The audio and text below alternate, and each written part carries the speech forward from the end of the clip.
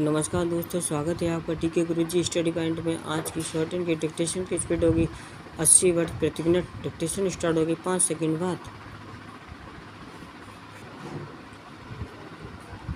Dictation start. महोदय, स्वैच्छिक संगठनों के सामने सबसे पहली चुनौती नागरिक समाज को निर्मित करने की है। उनसे राज्य और बाजार के बजाय नागरिक समाज को परिभाषित और प्रस्तुत करने की अपेक्षा की जाती है।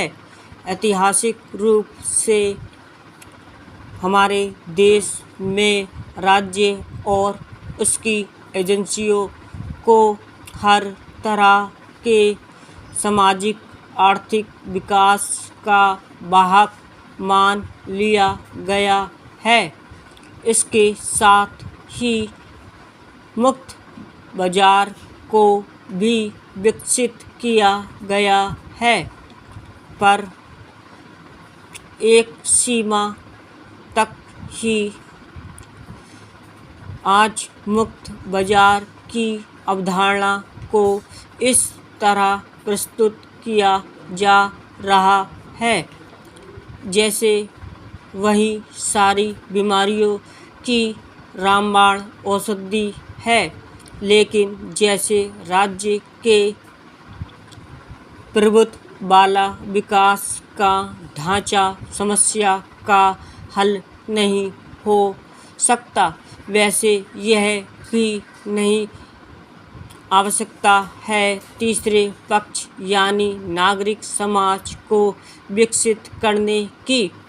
नागरिक समाज से यहाँ मेरा आशय लोगों, परिवारों और समुदायों के उस संगठन से है जो एक और सरकार से और दूसरी ओर सरकार और साथ ही बाजार में कार्यरत संस्थाएं उस जनता के प्रति जवाबदेह हों जिसका प्रतिनिधित्व नागरिक समाज के सामूहिक संगठन करते हैं।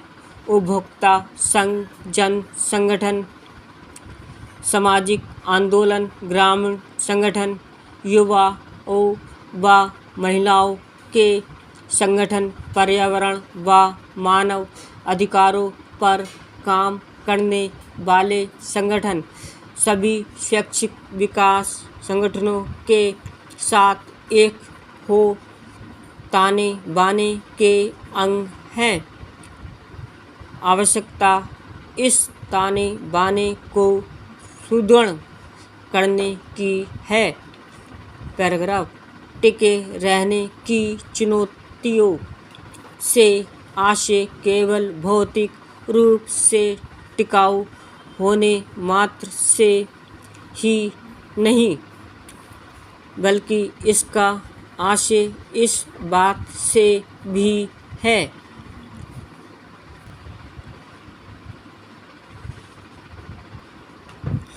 कि आने वाले समय में शैक्षिक संगठन अपने स्वयं के संसाधन किस प्रकार निर्मित करेंगे।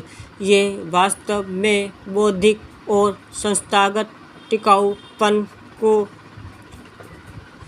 सुनिश्चित करने की चुनौती भी है।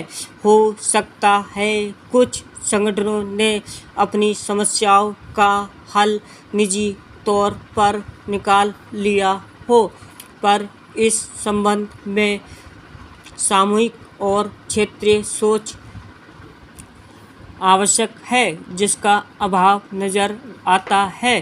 स्वयं समाज के भीतर से विशेषकर मध्यम वर्ग से संसाधन और सहायता जुटाने की जरूरत है। इस दृष्टि में मध्यम वर्ग को समकालीन भारत की वास्तविकता के एक अभिन्न अंग के रूप में मान्यता देनी होगी। इसी तरह संगठनों के रूप, आकार और क्षमता पर भी एक नए सिरे से विचार करने की आवश्यकता है।